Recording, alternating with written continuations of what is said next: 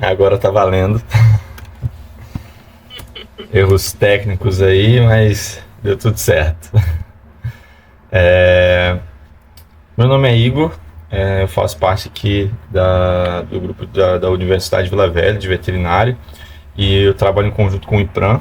A gente está fazendo um documentário sobre vida marinha e o primeiro tema que a gente está abordando é os pinguins de Magalhães.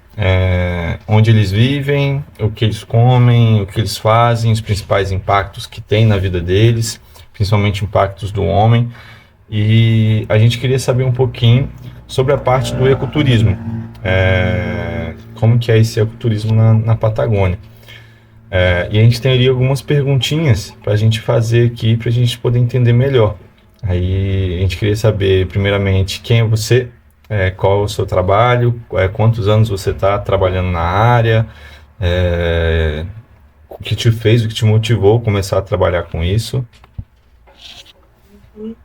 Bom, muito obrigado pela convocatória. Eu sou Karina Benente, trabalho como guia de turismo, sou guia das áreas protegidas do estado do Chubut e desde há 30 anos que cheguei aqui, a verdade, para estudar biologia. E depois foi, pelo jeito que era estudante de biologia, comecei a trabalhar em turismo. E assim foi que depois estudei turismo e aí agora estou fazendo este trabalho. Sou guia nas áreas protegidas, principalmente na Península Valdés, que fica dentro do estado do Chubut. Hoje os pinguins de Magalhães chegam todos os anos desde setembro até abril. E bom, trabalho principalmente, meu principal trabalho aqui. Você falou da época que eles chegam, de setembro ou abril e vão. Existe uma época para ir, ou seja, que você consiga ir, que você vai ver pinguim, ou tem uma época que não tem uma época que você sabe que vai ter algo mais, por exemplo, a época de reprodução não pode ir, ou tem alguma coisa desse tipo? Na verdade, pinguins tem o ano inteiro, mas a melhor época para chegar é desde setembro, metade de setembro, até final de abril temos pinguins. Mas acontece que nesses meses os pinguins estão se acasalando, estão fora d'água, então podemos percorrer as áreas protegidas com eles ao lado, entre eles, avistar, observar a reprodução principalmente e a muda dos pinguins antes de ir embora em abril para Brasil, justamente. Depois, no resto do ano, temos pinguins, mas são pinguins que em pequenos grupos que vemos dentro dos golfos. São principalmente pela cor, damos conta que são jovens. Aqueles adultos geralmente não vemos no inverno, vemos só os jovens e sempre no mar, ficam no mar. São esses que ainda não chegaram a alcançar a madurez sexual e ficam aqui ao redor e só vão a sair nesses meses que estão o resto dos pinguins em terra. Estes mesmos saem só para mudar as penas, que isso acontece, está começando agora com os filhotes, agora em janeiro, fevereiro, e a muda dos restos dos jovens é março, abril. Então, realmente temos pinguins o ano inteiro, mas a melhor época para avistagem é desde setembro até abril. Entendi. E quais os principais comportamentos que a gente encontra assim, se um visitante fosse observar? Quais seriam os principais comportamentos que ele encontra no ambiente natural? os mais lindos, porque chegam, o que vemos em setembro é a chegada dos machos, brigando, há muito movimento nesse momento na colônia, muito barulho, muita briga, interessante de ver. Depois chegam as fêmeas. Os machos estão previamente procurando ninhos, reacondicionando os ninhos dos anos anteriores. Tem outros que chegam e fazem ninhos novos. E no momento que chegam as fêmeas, uma semana depois, mais ou menos, ali se dá também um grande movimento na colônia, muito barulho. E depois, já quando está o casal junto, macho e fêmea juntos, o ninho já é mais tranquilo. Depois vemos como o acasalamento do macho na fêmea. As fêmeas põem 2 ovos. Isso acontece em outubro, nos primeiros dias de outubro. Depois de 40 dias, já começamos a ver os primeiros filhotes, sim, pequenininhos. E isso os vemos já metade de novembro. São 40 dias que chocam os ovos e já para metade de novembro começamos a ver um. Já quando começamos a ver começamos a ver o resto de todos, vai trocando tudo. E também acontece ali novamente um grande movimento na colônia, porque os pais precisam trazer comida para esses filhotes, então há um grande movimento desde o mar e na terra também. Já para janeiro, os filhotes estão mudando as penas, estão jogando as penas com as que nasceram e estão tendo as próximas que vão prestar para ir para o mar. Quando acabam a muda das penas, vão embora sozinhos. Já ontem viéramos, e estamos a quase final de janeiro, ontem vimos filhotes indo para o mar. Cedo.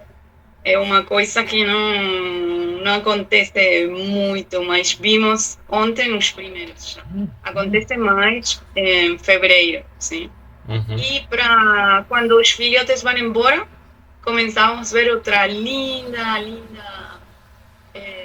momento, que é quando os adultos ficam na terra, ficam ao longo da praia, todos juntos. Muitos deixam os ninhos porque já os filhotes foram embora, então vão para a praia e são milhares de pinguins na praia, ao longo da beira do mar.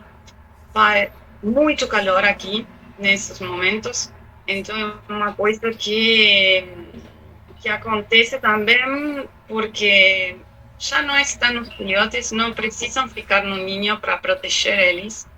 Vão para a beira do mar, onde as temperaturas são mais baixas. Pelas patas, podem jogar calor que faz, são temperaturas, hoje em dia estamos em 30 graus.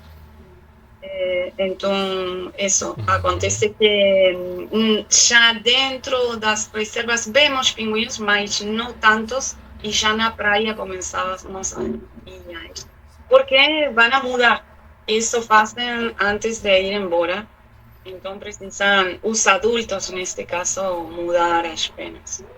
E depois, já para final de abril, com as penas novas, vão embora. E já uma nova temporada acaba, não? Para nós, por lo menos. E é uma saudade ali que dá sempre. É uma coisa, não sei como explicar, mas de repente são milhões, você está olhando os filhotes, vendo esses ovos, os filhotes, e de repente já queda tudo vazio. Não queda nenhum, absolutamente todos vão embora. É um momento assim de uau. No outono, não? Que eu sempre ligo isso com o que acontece também nas árvores, não? as árvores, na mesma natureza e na gente também. As mudanças, como mudamos dependendo da estação do ano. Todos. Sim, deve ser algo bem legal de presenciar. Sim, E sim. qual que você acha que são os principais desafios dos pinguins na região? Principais Os principais desafios dos pinguinos na região. na região. E acho que o maior perigo está no mar. Sempre o que acontece no mar, dentro, fora, tão longe, onde vão esses animais para procurar comida, nós damos conta realmente quando aparecem na praia.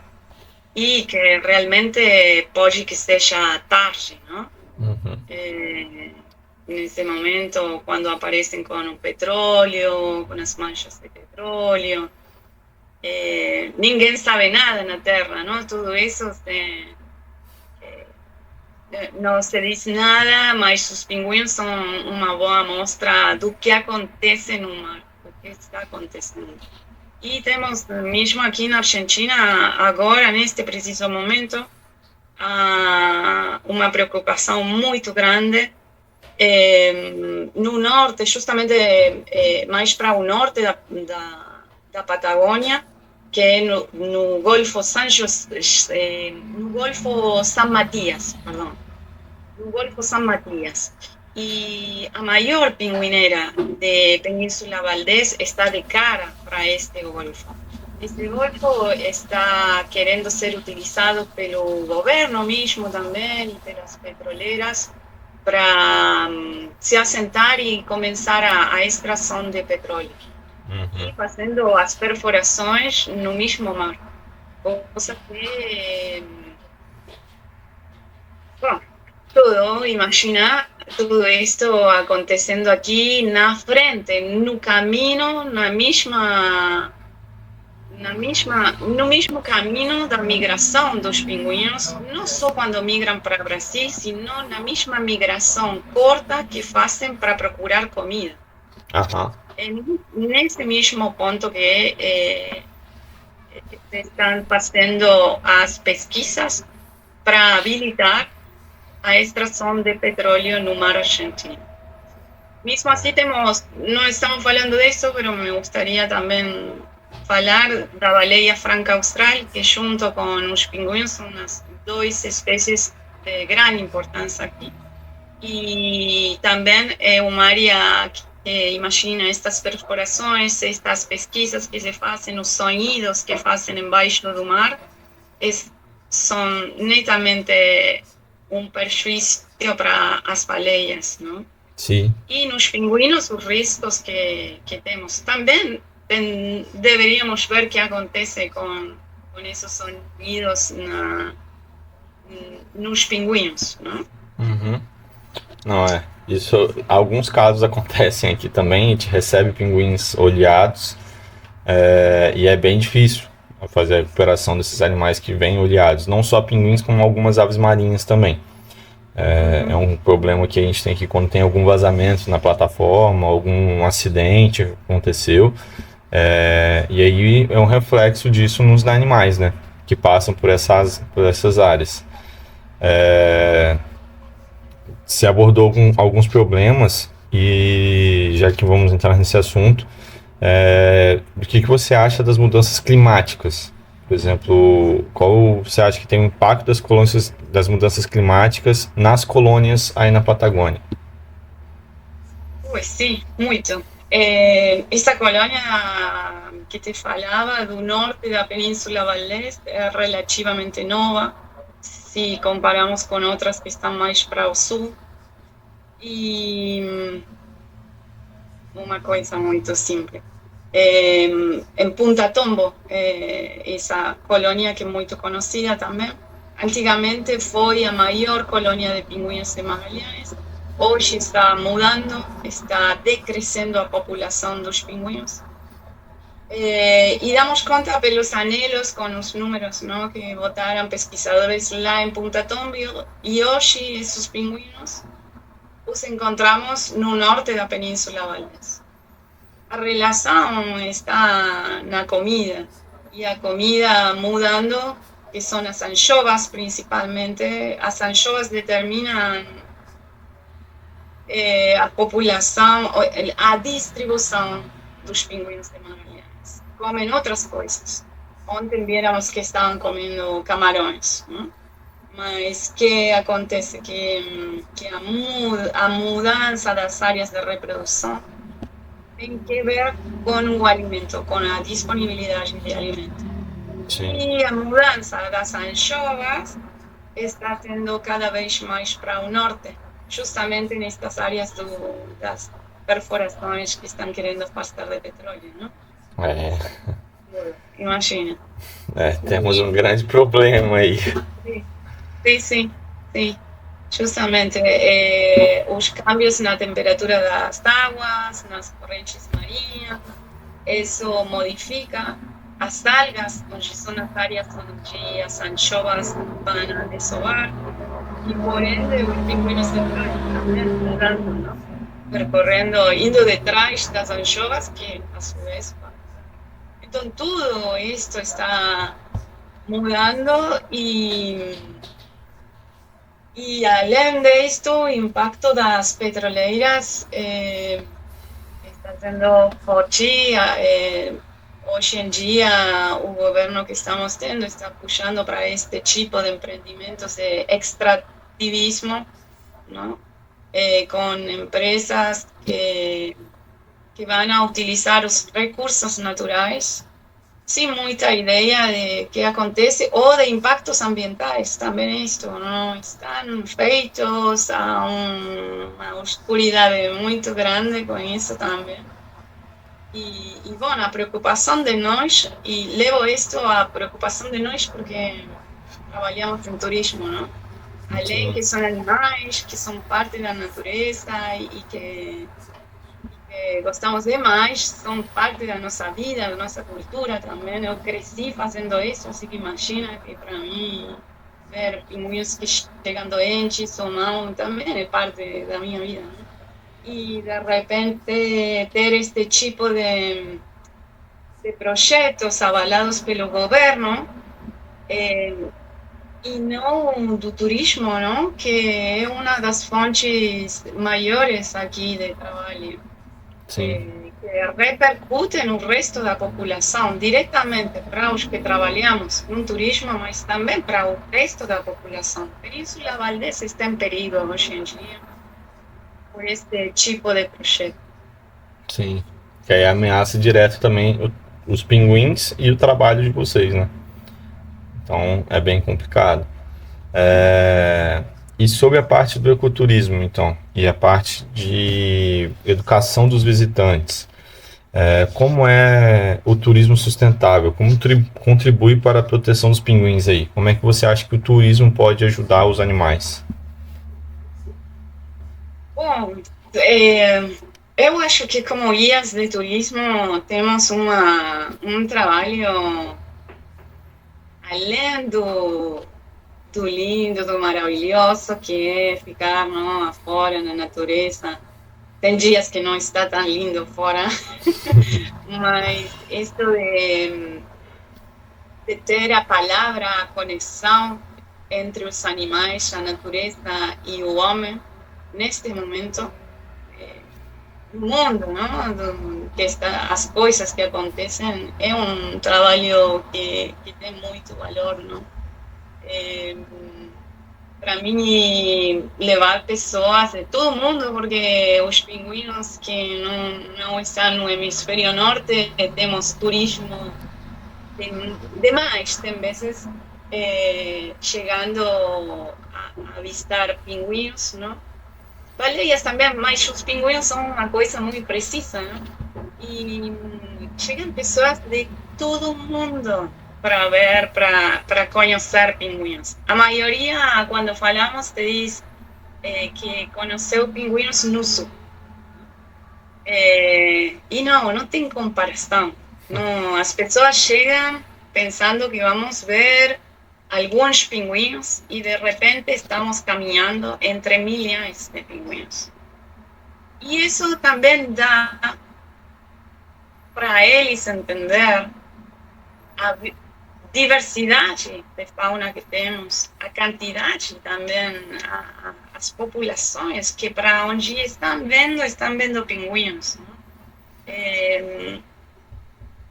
E acho isto, sempre eu sou observadora de aves e acho que também de pessoas. E quando vamos na pinguineira de San Lorenzo, no norte da península, olho as pessoas nesse momento, olho muito as pessoas, o que acontece com elas. E muitas delas, a grande maioria, chegam e vamos falando no carro de política, de isto, que quero ver isso, que quero ver o outro, que acontece isso, que acontece o outro. Mas chegando lá, todo mundo fica num silêncio e acho que é uma mistura que as pessoas chegam-se a conectar nesse momento com o que acontece ao redor e com elas mesmas, porque somos natureza e muitas vezes, tipo assim, na viagem, esquecemos disso. E na vida mesma, não? Esquecemos de que somos natureza. E ter isto tão perto e ser parte disto, posso ouvir na grande maioria dessas pessoas que foi uma experiência maravilhosa para elas ficar ali no silêncio, olhar, deitar na praia para ter os pinguins ao lado, observando, não? E também a fragilidade da população, não? Dá para falar de tudo com eles, os pinguins. Com tudo, não? Mas com os pinguins também dá para falar absolutamente de tudo. Tem uma relação, sempre está relacionado com tudo, com a vida mesma de nós, não? Sim. E como você acha que os visitantes têm essa consciência da fragilidade do ecossistema dos pinguins? Tipo, você acha que os visitantes, quando eles chegam, eles caem mesmo na real, tipo, cara, a gente impacta isso daqui, ou você acha que é só um momento lindo deles? A ver, eu mientras te falava isto que acontece, também pensava em outras áreas protegidas, que é diferente. É diferente. Tem áreas protegidas, esta que te falo de Península Valdés, no norte, que é a maior, é uma área protegida privada. ¿Sí? Além do ingresso na Península Valdés, temos que ingressar nessa área protegida privada, que tem seus próprios guarda-faunas, tem seus próprios pessoal cuidando das pessoas, não se entra, ninguém pode entrar sozinho. Sempre se deve entrar o pessoal.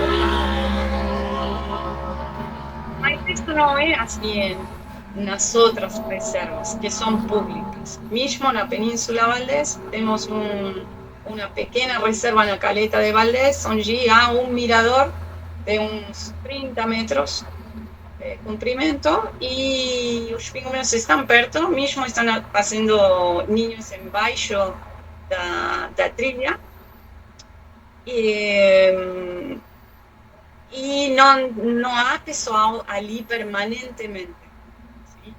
Para cuidar das pessoas que chegam. E ali he visto qualquer coisa, verdadeiramente he visto pessoal cruzando para o lado que está não permitido, pegando os ovos dos pinguins, caminhando entre meio dos ninhos, qualquer coisa. Caraca. Então, acho verdadeiramente que é muito importante o que podemos dar, facilitar a informação, não só dos guias de turismo, sino todas as pessoas que estão involucradas, desde as agências de viagem, que vendem estes tipos de paquetes, e ali também a ligação com tomar guias habilitados que estén sabendo e que estén falando para as pessoas o que acontece com esse tipo de comportamento, até aquelas pessoas que trabalham em relação a turismo, não? Terceiros, como aqueles que vendem os ingressos na área protegida. Tudo isso me parece que tem uma relação muito importante e que ainda há muito por fazer. Nas áreas protegidas de Punta Tombo, sim, há controle. As pessoas agora se está muito, melhorou muito, muito, muito. Mudou tudo bastante. O pessoal que está dentro, e se não tem pessoal dentro, tem a trilha bem feita, que as pessoas não podem se sair dali. E se saíram, tem pessoal que está olhando de longe, mas que está olhando. Sim. Por isso, não sempre se dá esta conexão, porque um turismo massivo, como esse que te falo, destas áreas, acho que é um impacto muito grande para os pinguins. Esse tipo de... no estresse dos animais, não? Que estão num momento muito especial aqui na Patagônia, que é a reprodução. Em vez daquelas áreas protegidas privadas, ou que têm ou menores, que têm um maior controle, onde você pode falar para essa pessoa que está ali querendo tirar a foto por em cima do pinguim, pode falar e as pessoas vão entendendo, mas a comunicação é essencial. Essencial no turismo sustentável. Se não tem comunicação, não tem como ser sustentável. Perfeita a fala. Foi perfeita. Aqui a gente tem alguns turismos que vai para lá do turismo ecológico, que seria o turismo sustentável, principalmente com baleia. E aí, se você não tem a comunicação também, tem essa falha aí de, em vez de você ter algo bom mutualmente para você e para o animal, você tem meio que um estresse excessivo do animal. E aí já não é uma coisa legal, né? E você deu uma comentada aí então sobre o que a gente poderia fazer, né? As ações que poderiam ser feitas com essas pessoas. Então seria parte da informação. Mas aí voltando, você falou que tem duas reservas. Você tem as reservas privadas e as reservas públicas, né? Que seriam públicas. Sim. E são, o manejo está feito pelo Estado, do Estado do Chubut, não nacional, provincial. É provincial, entendi. E quais tipos de ações educativas poderiam ser feitas com os visitantes para ingressarem nessas áreas? É feito alguma coisa antes? Tipo, há uma conversa com eles do que eles podem ou não fazer? Ou vai com o guia e o guia vai falando ao longo do trajeto?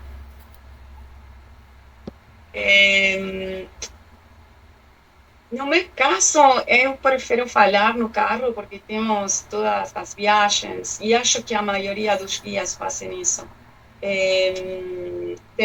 Os pinguins não fazem os ninhos perto das cidades, estão longe as colônias de pinguins, não? Então temos que percorrer pelo menos desde o povo aqui de Puerto Pirâmides, da Península Valdés, até a primeira colônia de pinguins, temos 1 hora e pouco de viagem. Nessa viagem pelo Planalto, pela meseta da Patagônia, vamos falando, não? E então vamos preparando as pessoas no momento de chegar. E estando ali,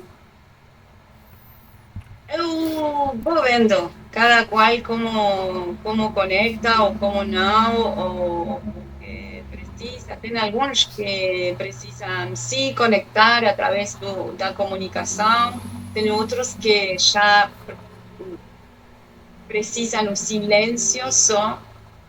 Eu falo para eles também que quando os filhotes estão muito pequenos é melhor ficar bem, falar bem baixo para que os adultos não se deitem. Mesmo assim, é isto, são duas coisas, para que nós podamos ver os filhotes e que os pais não fiquem mal pelo som, pelas vozes, não, das pessoas. Então se deitam e não dá para ver nada. Então, só o pinguim muda o comportamento se nós fazemos muito barulho nesse momento. Sim. Então é melhor, e eles sabem disso e todo mundo quer ver os filhotes, imagino. E, bom, isso. Depois, acho que me fui. Então vamos para a próxima pergunta, que seria histórias e curiosidades. Por exemplo, você já presenciou algum momento curioso ou marcante envolvendo os pinguins?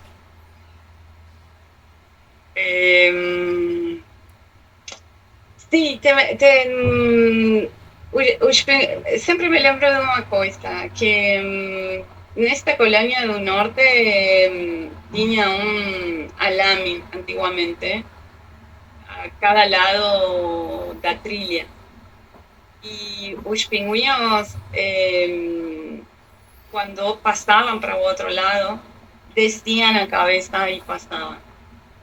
E depois esse alame te tirou, mas se vieram casos que os pinguins ainda faziam o mesmo movimento na cabeça depois de tirar isso. Sim. Tinham postes de madeira que ficaram, mas sem o alame. E isso sempre me lembrou e me dá um pouco de conta de como os pinguins, a memória, não? Como é que sabem onde está seu ninho, onde é o lugar da reprodução, o alame, na trilha. Isso me parece uma das coisas mais surpreendentes que aconteceram. E no local, por exemplo, você falou que os pinguins fazem parte da sua cultura. Existe algum mito ou história relacionada a esses animais? Por exemplo, algum mito, um folclore? Não. Estou sabendo? Não. Não. Isso não.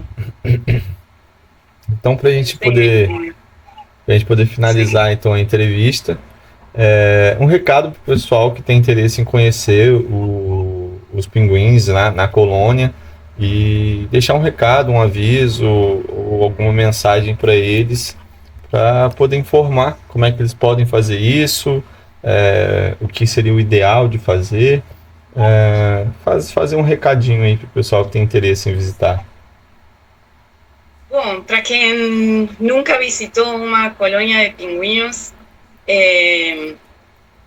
deve fazer, pelo menos uma vez na vida, mas também voltar, sempre digo isso, porque o que acontece numa época do ano com os pinguins, tipo setembro, é totalmente diferente ao que pode se ver em abril, ou em outubro, ou em novembro.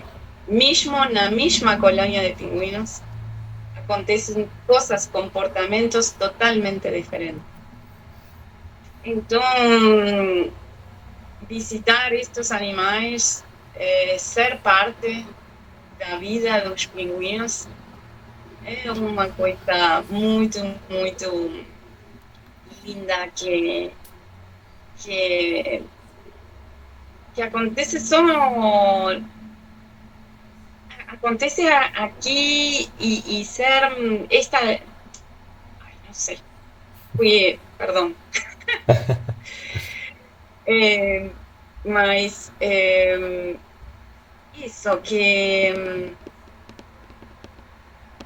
as visitas aos pinguins merecem respeito, ensinam muito mesmo para os adultos, para os meninos, o respeito de ter estes animais tão perto, tão confiados de nós, ao lado deles, merece pelo menos nosso respeito, de ter assim, sem se movimentar, só mostrando toda a vida deles ao lado mesmo de nós, uns poucos minutos. Então, isso, convido a todos a visitar as colônias ao longo de toda a Patagônia, desde Rio Negro até... Em Rio Negro é uma colônia nova, ainda não está aberta, mas todo o resto, ao longo da Patagônia até Terra do Fogo, são muito, muito interessantes de ver. E sempre isso, tratar de fazer as visitas em diferentes épocas do ano. Uhum. Ah, muito legal. Obrigado pelo seu tempo, ter separado um tempo aí para conversar com a gente e explicar um pouquinho da parte do guiamento na Patagônia e também colocar a sua experiência e também contar algumas coisas. Vai ser muito enriquecedor para o documentário, isso eu tenho certeza. Gostaria de convidar para quando o documentário for lançado, você está participando com a gente no evento online que a gente vai fazer. E eu acho que é isso. Muito obrigado aí pelo tempo e muito obrigado também pelas imagens que você fez, que vão ser muito enriquecedoras para o documentário também. Ui, tenho um monte ainda, sim, sim. Sempre, por isso, o tempo todo estou como uma turista mais chegando no primeiro dia, sempre fazendo ali uma lembrança desses momentos. Así que é um prazer participar e ser parte do seu projeto. E muito obrigado pelo projeto, por pensar nos pinguins. Obrigado. Obrigado. Valeu. Obrigado, viu? Valeu, Catarina. Foi um prazer, viu? Muito gosto. Adeus.